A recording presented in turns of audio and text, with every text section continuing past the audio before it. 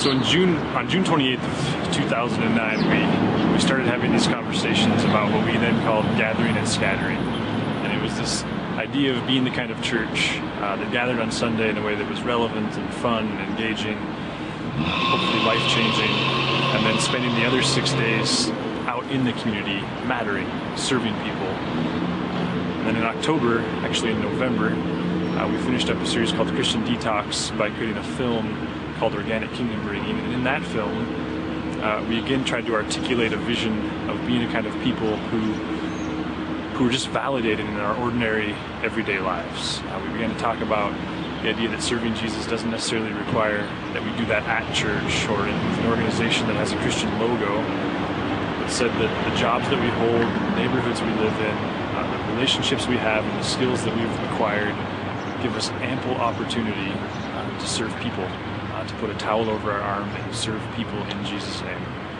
And then on Easter, we started this new series called Reducible Complexity, or Church, What's the Point? And again, what we were trying to articulate was a vision for being the church. Like, what is God looking for in his people? And ultimately, we were articulating Narrate's unique vision for how we understand ourselves and how we understand God is calling us to exist. So it felt appropriate now, months removed from June and having had lots of conversation on a very abstract kind of level, to put together a project that attempted to articulate in really concrete forms what it looked like for a community of people to exist as Narrate Church.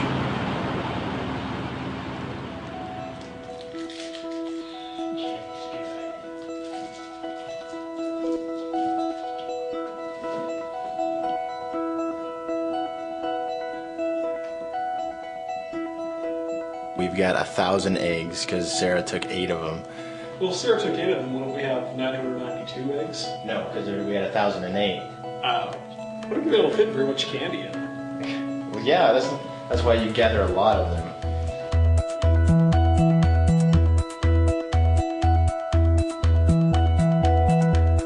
I don't know. I'm gonna stuff eggs. I'll film it, you guys. Nerds don't fit. Everything else should fit. How many do you put in? I have to eat all the nerds before. This system is wrong.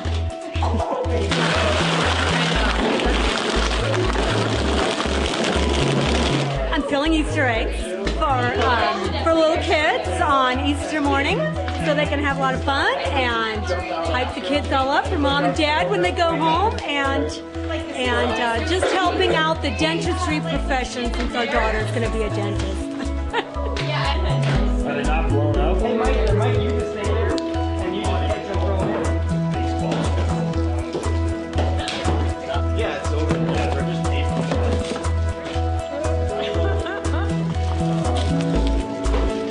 Yeah, so we can bless the little kids with candy. Yeah, and they'll have tons of energy when they go home to their parents. That's why we do this. Yeah, exactly 1,000 eggs. And Harvest is doing 7,000. Oh, God. 70? Who said that? I'm glad we moved away.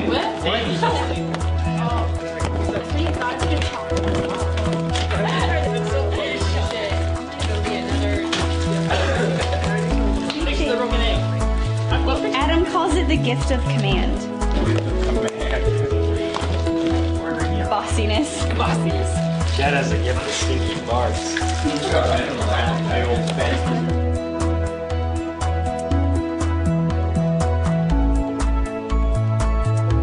I'm filling Easter eggs because God said to. I had a vision. I was in the theater and there was this big thing on the screen and it said, "Come, fill Easter eggs at 6 o'clock at the Narrate offices." So you came. And so I came.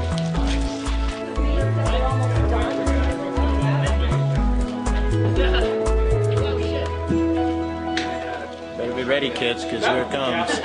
We didn't quite do 64 pounds, but we got close to about 41 pounds, or 41 pounds of candy. So hope they enjoy it and enjoy the dentist office.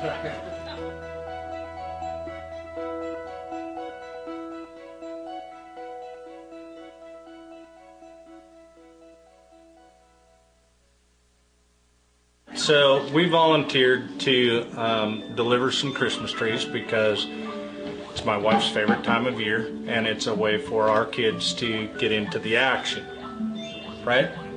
Rubber meets the road, going to serve.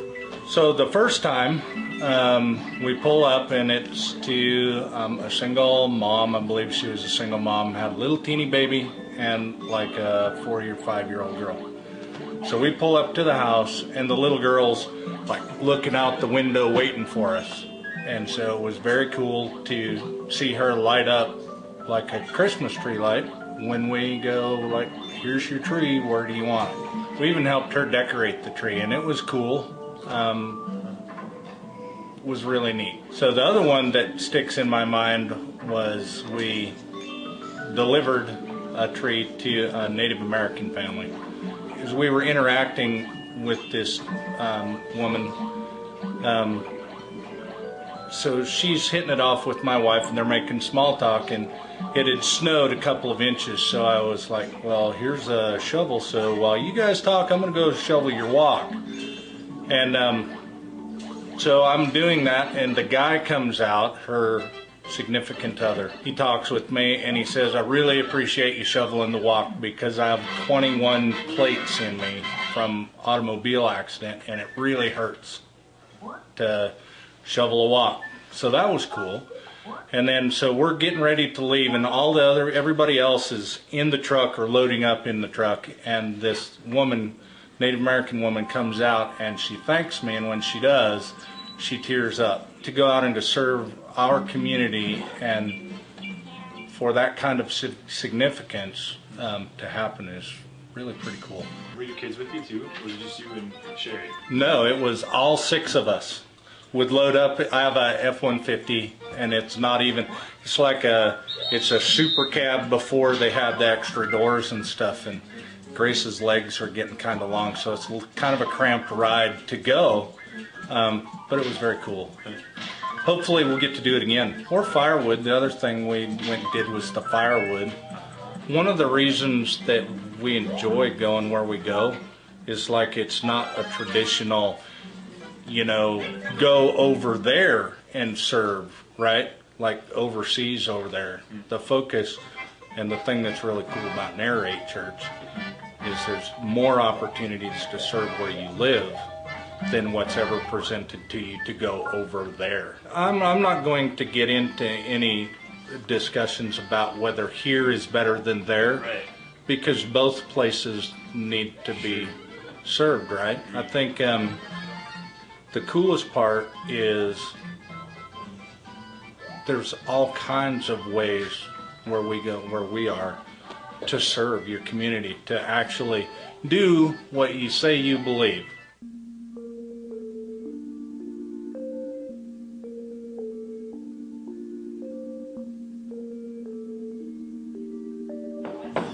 Yeah, but he's just getting it ready. He does this round. I think we're not going to have to talk about, are we? Nah. Are we on right now? I don't know. Watch it, Tom. Look out, Tom. Tommy boy. Move. You should go help. Setting the stage. That's just when George is a spider. No, don't. Stop. What? You might want to check the bottom in there. I'm going to put the card thingamajigers in there. The little cards, Mom. Hey, I got these. Madison, run and grab one of the bags. We've already done that. So we can remember everything. Like really fast. And he was drinking that in the We are making the guest bags for the new people at church that fill out the information card with their name and their address, and then we go and deliver these to the people. And how did you get started? Adam asked us. I think we'd been going to a couple different services, and we emailed him and just kind of wanted to know more about the church, and we met, and he'd asked us if we'd be interested in doing the, delivering the welcome bags to everybody. And we thought that would be great. So How many bags a week do you think you do? probably between 1 and 3. Just kind of Yeah, a depends. few times there's been more. But on an average. We make it a family event. Kids get to help make them, also help deliver. Kind of do it as a family. Oh, we need some more gather and scatter ones. Or whatever you decide to put in them. Like the third one, just symbols and Need more candy? I think there's some in that box. helps us give back. I like to see the reaction of people too. They always like to receive something.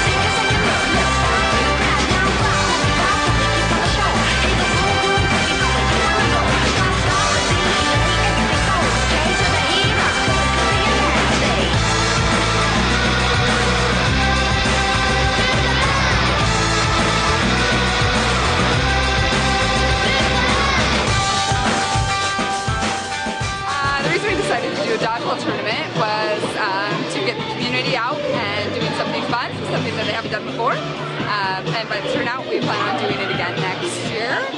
And it was lots of fun. And we had 15 teams. Getting ready for today was just meetings and deciding on how many teams we could hold, and how long the teams were going to play, and how many people were going to be on a team, and how many people we needed to ref, and why did I want to lead it? Because we did a kickball tournament in Billings, and it was a lot of fun. But Helena's too active in the summer to do a kickball tournament, and so we thought dodgeball would be a way to get people out and about to do something else in the winter. I'm really competitive, but I didn't get to play this year, so next year I will be playing.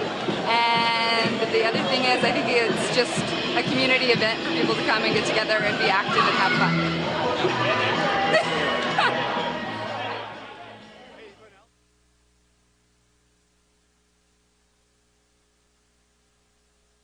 What am I doing here? Well, when Sarah has appointments that she has to go to, I come, I sit here, and I wait for the phone to ring.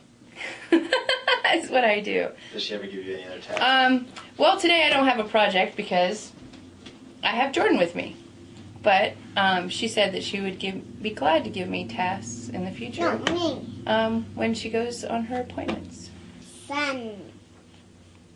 Jordan's helping right now, as you can tell. So I just wanted to ask about what inspired you to do the hiking deal on Sunday. Well, the main thing is I believe in fitness, and I think if you are proactive in actually doing something outside and physical and getting your heart rate thumping, it makes you feel better about yourself. You know, I've been going to Narrate for about 5 months, so I'm fairly new, and I thought that would be another way for me to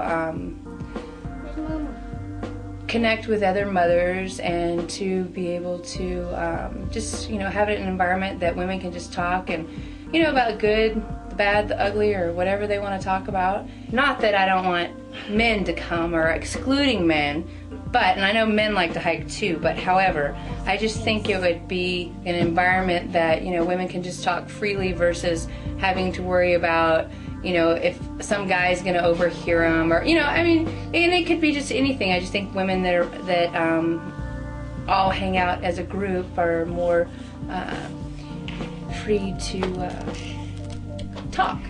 Did you have anybody approach you and ask to do this, or was it just... No, I was actually on the treadmill at the gym because I go to fuel, and I was like, I would like to meet more women in the church, and it just came to me. I was like, oh, I should do something. Some people need to be, inspired. If there's a group of women going to exercise, it'll, more would want to come versus doing it all by themselves. Why Mount Helena?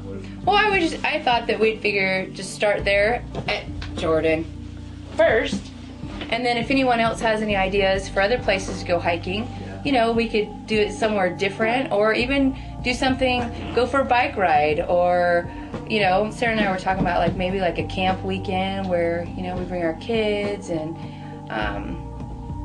maybe a boating, a float trip. I don't know, just kick around a bunch of So you're planning other events as well? I want to. Yeah. Summer's my deal. Winter, not so much.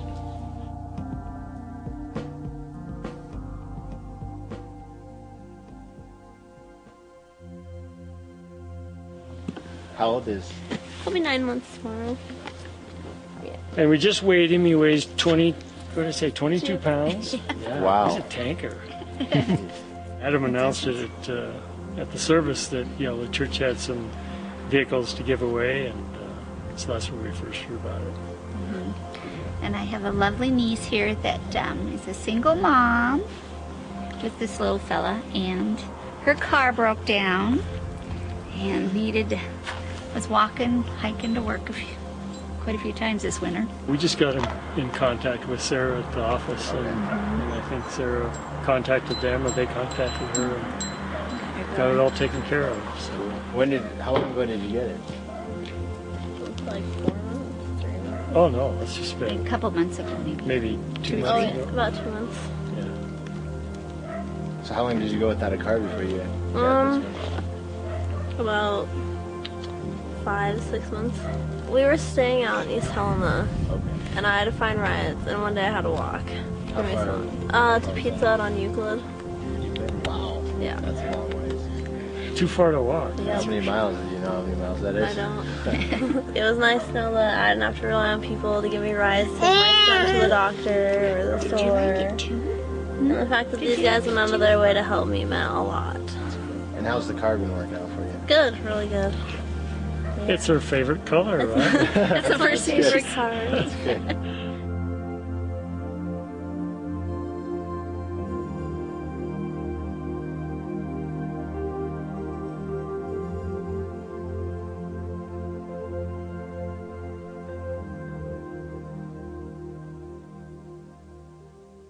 The early followers of Jesus were a diverse bunch.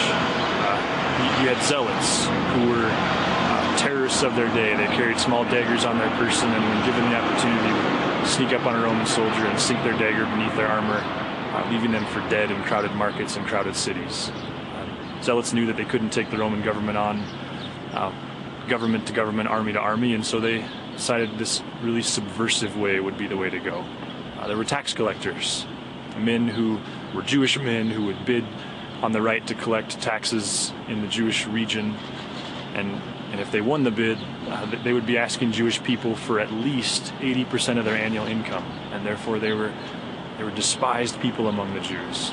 There were women, some being former demoniacs, some being former prostitutes, some being wealthy women who were the wives of wealthy Roman officials, and they supported Jesus' ministry financially. There were Roman soldiers in Jesus' midst. There was also a diversity in terms of geography and education. Some came from the Galilee, which was the northern part of Israel, the part that was the blue-collar part, the hard-working part, the guys and the women who knew how to work. And therefore they were the people that were looked down upon from the educated centers of the country, from Jerusalem. And there were also city folk, Judas being for sure one of them, who came from a very elite, educated region. There were even, we see towards the end of Jesus' life, evidence that men from the Sanhedrin, the most elite group of men in Israel, Jewish men in Israel, some of them followed Jesus. So really what we're getting at is any notion that Jesus' early followers, that the first Christians were a homogeneous group of people, is a really dangerous, inaccurate notion. There was incredible diversity among the first people who said we want to serve God by loving people in Jesus' name. Okay, we Lookout Hill has some friends at Walmart that donated 20-some, I think we got 22, 24 brand new bicycles. Had some problems. They're Need adjustments and that sort of thing. Yeah, they were returned because they didn't work right. But we're going to straighten them out. And they're brand new, so we need some help getting those things fixed up. Thought we'd have a barbecue at my shop. Have everybody come over and see if we can put these together, and then we'll need some help giving them away, so keep that in mind. We're going to have their little tiny bikes all the way up to mountain bikes. At any rate, yeah, it'll be on the 10th. And we're going to have a barbecue and just have a fun day. We'll repair these bicycles, and then we'll have them ready to give away, so keep that one in mind. Bikes are fun, and if you're handy, and if you're not, if you want to learn about bikes, or if you want to bring your bike out and have it fixed, that'd be great. So, what do you think? Well, I think we dive into that bike pile, and there's some more of them around behind my garage. Okay.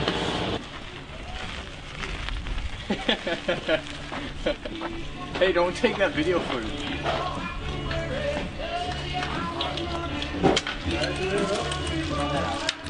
I'm a little leery. And you blew it up?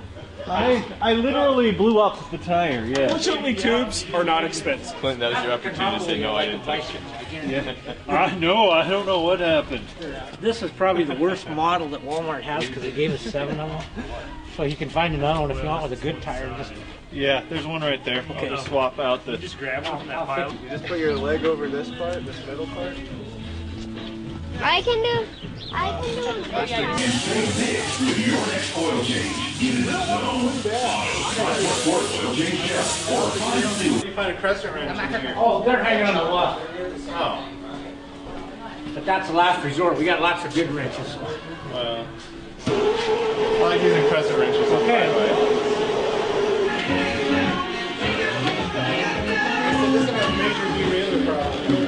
Hey, quit videoing me. I don't want to be in this.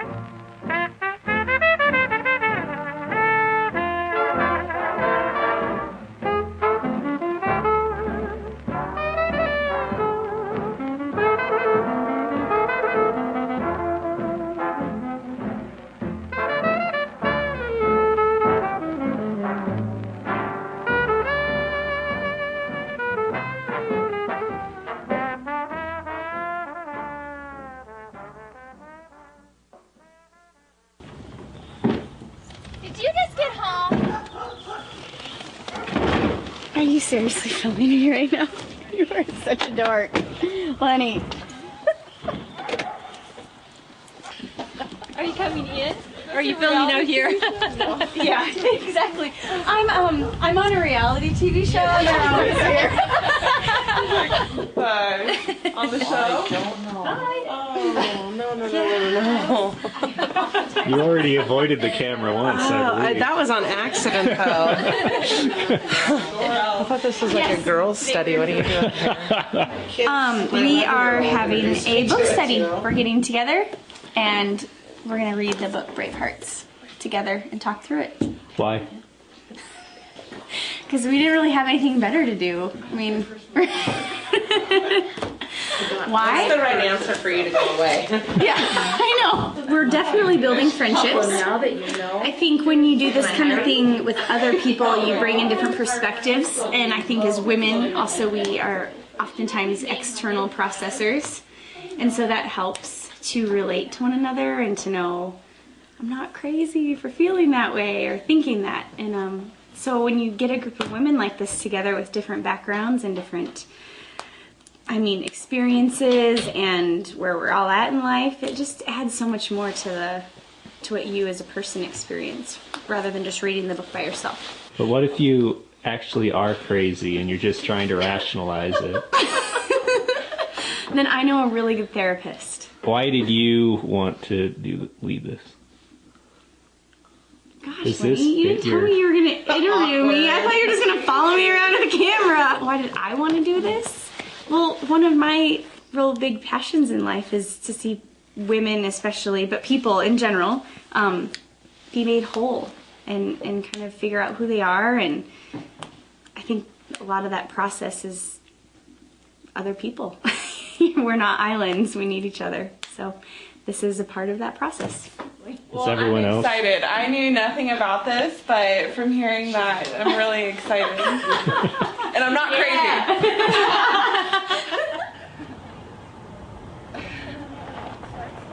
So the LEAP program, it's the Low Income Energy Assistance Program, and it pays a portion of heating bills during the winter for people who qualify based on their income. Basically, if they qualify for LEAP, then a payment will be made on their heating account. For example, Northwestern Energy or their propane company. If they do heat with wood, then they'll get a check that they can use to pay for wood delivery. But the key thing is it does not pay for all of their heating costs for the winter. It's just a portion of it. And that's one reason why the firewood pile is so important. It's because the LEAP benefit does not cover all of the heating costs, and the benefit was reduced this year, so people can come here, load up their own trucks, and kind of complement their LEAP benefit with the firewood that's been donated.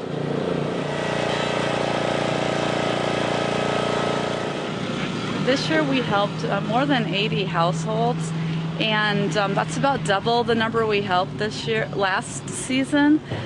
And the key thing is last season we gave away 20 cords of wood, and that was actually kind of big. This season we gave 5 times as much wood, 105 cords. And that's just based on the fact that the city of Helena has all these beetle-killed trees that they were willing to donate, and then groups like the Narrate Church and others agreed to split it and bring it to us. If it weren't for those massive efforts by the Narrate Church to split the wood and bring it to our wood yard here and also to some individual clients, we would never have been able to serve that many people.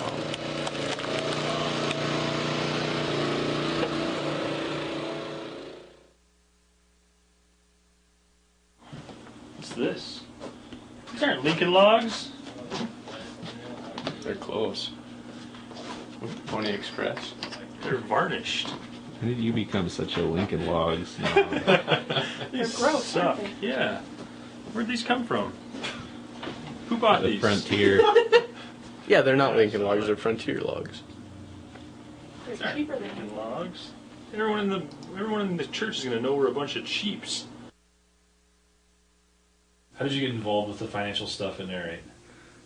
Am I supposed to look at you or the camera? Me. Okay, good. I think it was just because we were, when we first started out in Mosaic and picked up from that stuff. Then I think we realized we didn't have the budget to hire someone. And so I just kind of picked up and kept going. Yeah. Right?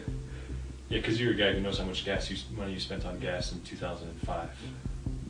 Yeah. Right. Yeah. I guess I'm just kind of a numbers guy anyway. And so from the get-go, I enjoy working with numbers, crunching numbers, making spreadsheets and seeing trends and how numbers fit together. And so I think we just kind of, you and I were just talking about different things, and one thing led to another, and eventually we came to the point of, man, I think I can do this fairly well for Narrate until we get somebody who, can do it better. We've got a CPA that's helping us quite a bit, kind of holding my hand through it all to make sure I don't make any big mistakes, but for the most part, yeah, we're taking care of it. And I guess it probably takes maybe 5 or 10 hours a week, maybe 5 probably.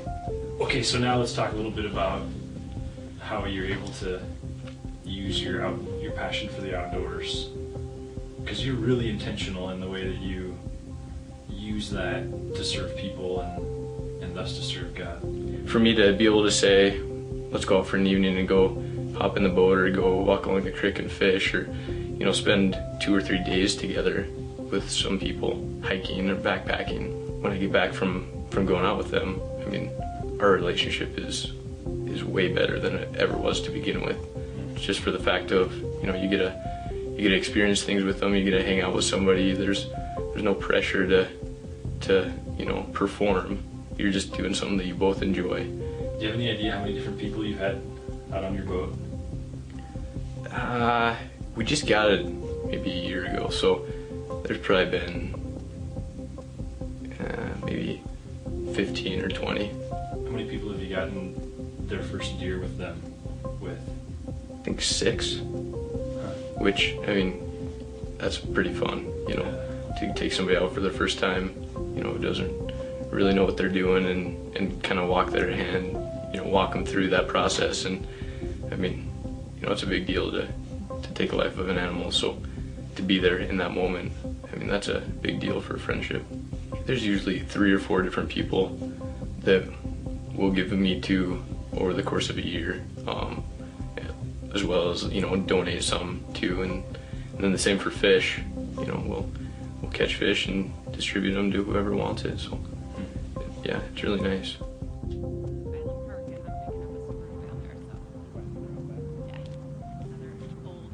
The Outdoors Fest. You want to go down closer to the Outdoors Fest, yeah.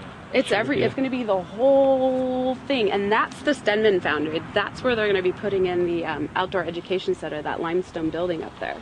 Oh, okay. And so all that work over there, they've removed all these soil contaminants. I guess it was like $2.4 million worth of soil contaminant removals that DEQ did.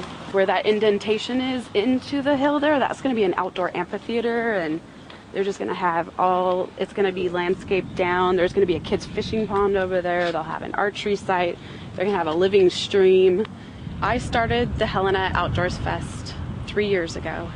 I bootstrapped and came up with this idea myself of trying to connect the community with all the other outdoor organizations, be it government, federal, and also local organizations and businesses that pertain to the outdoors, and wanted to give them this hands-on outdoor 101 skills type of activities where they could come, they can learn in one day, maybe things they didn't know how to do, or get inspired to do these things, connect with other people that were of like mind, and meet these organizations that were doing these activities or providing these resources, so then they can gather that information and continue to do these outdoor recreation adventures throughout the rest of the summer, and that maybe it might empower them or inspire them to get outdoors and play outside with their kids. Fish, Wildlife, and Parks manager, the regional manager for Spring Meadow Lake, Craig Marr, asked me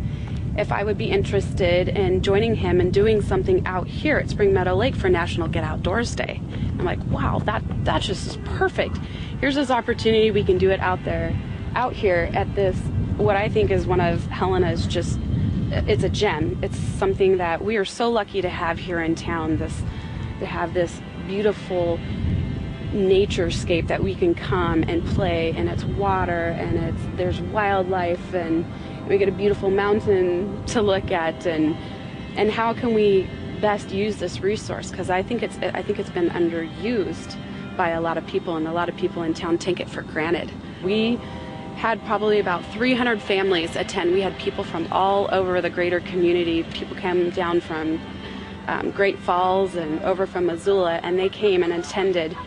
And we had the Narrate climbing wall, and we had Mariah out here doing rafting and kayaking adventures. We had the Girl Scouts doing how to make brownies in a Ziploc bag, and we had Fish, Wildlife, and Parks doing some archery. And that's how I first came to meet Narrate Church. Was somebody told me, hey, there's this church in town that has this climbing wall, and they like to serve with it. And I was like, really? Wow, that's kind of interesting. Being, I guess, quote unquote, an outsider and not being raised in a church, you know, I have my questions and my doubts, but it's been such a great experience to be able to come to a place and be with people who like to just dig in and really who care about the community and and love the community and love people and really want to help.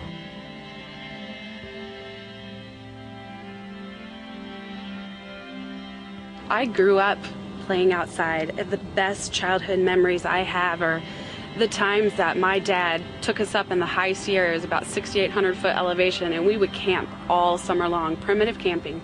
The only running water was the stream, the bushes were our bathroom, and so that really impacted me, and I really have felt passionate about trying to help other families get outdoors and how to learn to use their own backyard, and that it's really simple and easy, but taking that first step, how difficult it can be. And so I just want to try and make that transition easier for them and help them, and it's been feeling so good to do this kind of work, following my passion, what I think God has definitely put me here on earth to do, and now I have followed it and I'm doing it, and I'm so good at it.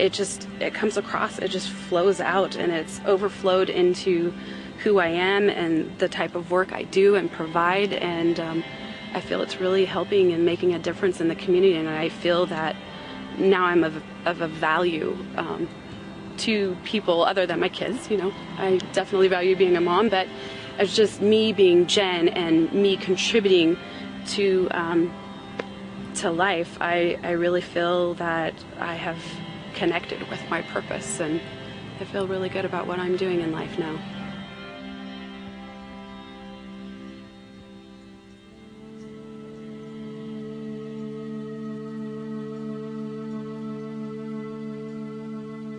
Thanks, John. Take care. Yeah. Bless you. Hi, guys. Hey, ready? Can I just see you? Yeah. Hi, how are you? Good. Let's go in the office. Hold all the calls. There haven't been any. But just kidding. Okay. How do we like sharing an office? Yeah. You ever get sick of each other? Yeah. Yeah, sure. Sometimes I'm sure we do. To be honest. Yeah, we've been married 38 years. Don't you have times you just kind of want to go alone? And I go shopping. So I've been at Landmark Company for 12 years now, and 10 of those as a realtor. And I transitioned from a completely Christian atmosphere, working for a Christian organization, to a real estate office that all kinds of people from all different kinds of walks of life come through. So I just started praying, because God just showed me this was going to be my mission field for a while. And I've been through enough mission fields with the Lord to know that when He tells you you're in a mission field, you're in a mission field. And so I started with just prayer, because that's the best place to start. And started seeing transformation even in the lives of some of the realtors here that I worked with at that time. Some of them have left. And it's been interesting to see that transition. But God told me, not directly, but just that, you're here to serve. One day I was driving down the highway. I love to share this story. And I saw all these wonderful, beautiful Black Angus cattle on this green hillside. And He just brought to my mind the scripture that He owns the cattle on 1,000 hills. And it came to me that if He owns the cattle on 1,000 hills, He owns all the homes, and He knows who needs what before we even ask. And I just started giving all of the clients that I had, whether it was someone who was selling or someone that was buying, back to the Lord, because I knew that He knew who needed what before we even asked. And it made my job easier. Simply take care of those He brings to you. He's been faithful to me. So I always tithe, because that's just a joy to my heart to be able to give back to God. And offerings, because there's certain needs that come, and they're not always through the church. Sometimes people directly need a place to stay or food in their fridge. Randy and I both come out of a background of, counseling. Most of it had been with youth. But I've got several clients that's what it's been more than anything, is counseling or helping them through some tough times. Not that it necessarily is about, like I said, a house so much as it's just being there and building a relationship and a friendship. I just enjoy what I do. And it has nothing to do with, this time of year, they always worry about the bottom line and everything. And, God really takes care of us, and I don't look at the bottom line. A long time ago, the gentleman who founded this business told me, he said, "You'll be great at this because," he said, "you care about the people, you don't care about the money." And I said, that's true. I really do care that the people at the end of the day are satisfied with where they're at and that their needs are met. But, you know, God takes care of us. We've been blessed financially, you know, right along with the rest. And I would say the first thing is just seeing God work. To me, that's the neatest part.